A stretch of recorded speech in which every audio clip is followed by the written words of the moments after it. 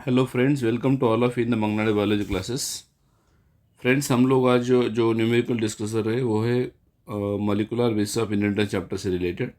और क्वेश्चन में आपको पूछा गया है, व्हाट इज द क्वेश्चन।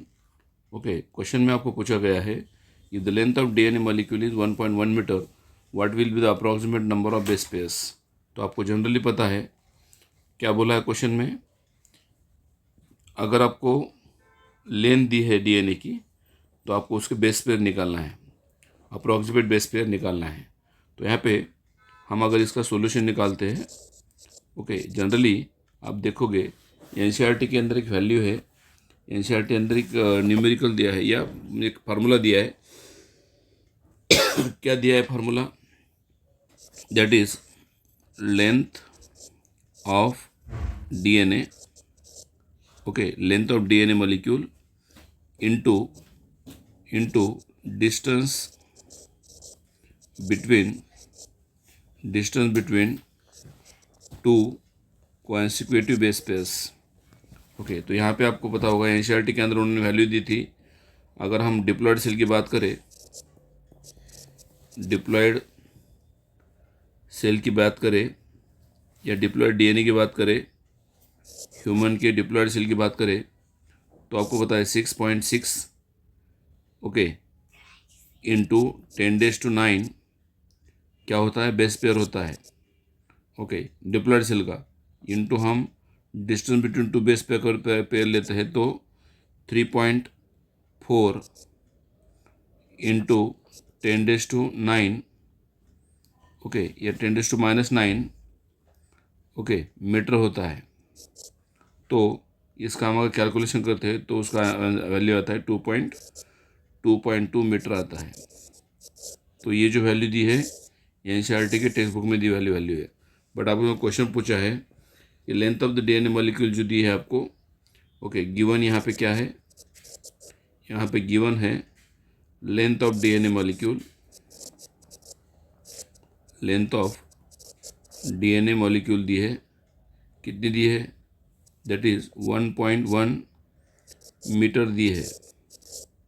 तो आपको अगर डायरेक्ट आंसर निकालना है तो इजीली आप डायरेक्ट आंसर निकाल सकते हो।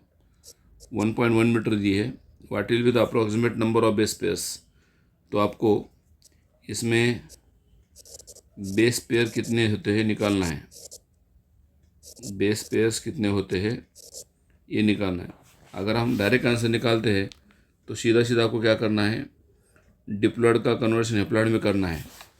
मतलब क्या करना है, डिप्लॉयड कन्वर्शन हैप्लॉयड में करोगे, दैट मीन्स क्या करोगे, 3.3 इंटू 10⁻⁹ बेस पेयर करोगे, okay, 10⁻⁹ base pair into distance between two base pair कितना था, 3.4 इंटू 10⁻⁹, ओके, ऐसा आप करोगे या मीटर करोगे तो फिर आपका क्या आंसर आएगा, आपका जो आंसर आएगा दैट इज़ 1.1 मीटर आएगा। क्योंकि हमने सीधा सीधा क्या किया है, जो डिप्लॉयड सेल की वैल्यू थी उसको हाफ किया है। तो यहाँ पे डिप्लॉयड सेल के अंदर डीएनए की लेंथ जो थी दैट इज 2.2 मीटर थी, और हैप्लॉयड सेल के अंदर जो डीएनए की लेंथ है वो है 1.1 मीटर। यहाँ पे क्वेश्चन में उन्होंने हैप्लॉयड डिप्लॉयड ऐसा कुछ मेंशन नहीं किया है, बट आपको हैप्लॉयड ही यहाँ पे कंसिडर करना पड़ेगा क्योंकि हाफ है।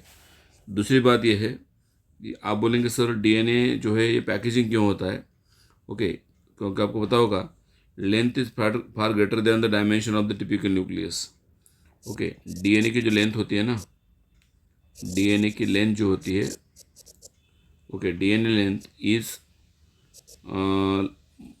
लार्जर या ग्रेटर, ओके, ग्रेटर है, okay, DNA length greater than किसके कंपैरिजन में, okay, dimension of typical nucleus, then dimension of, okay, dimension of किसकी dimension, dimension of typical nucleus, typical nucleus. तो आपको ये पता होना चाहिए कि टिपिकल न्यूक्लियस का जो साइज़ है अप्रॉक्सीमेटली, ओके, न्यूक्लियस का जो साइज़ है दैट इज़ अप्रॉक्सीमेटली कितनी है, दैट इज़ 10⁻⁻⁹ मीटर है ना, किसकी, न्यूक्लियस की साइज़।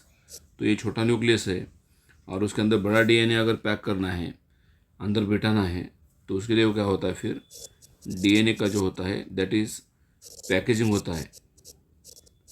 क्या होता है, डीएनए का पैकेजिंग होता है। कहाँ पे, इन यूकैरियोटिक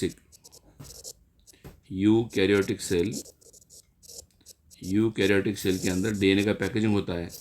ओके, डीएनए का क्या होता है, पैकेजिंग होता है। मतलब डीएनए कंबाइन होता है किसके साथ, डीएनए कंबाइन होता है किसके साथ, हिस्टोन प्रोटीन के साथ, और फिर उसका बनता है न्यूक्लियोसोम। और इस तरीके से मिनी न्यूक्लियोसोम फॉर्म होते हैं।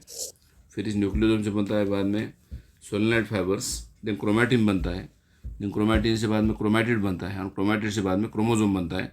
और इस तरीके से नया क्रोमोसोम फॉर्म होता है कहाँ पे, सेल के अंदर। Thank you for watching video.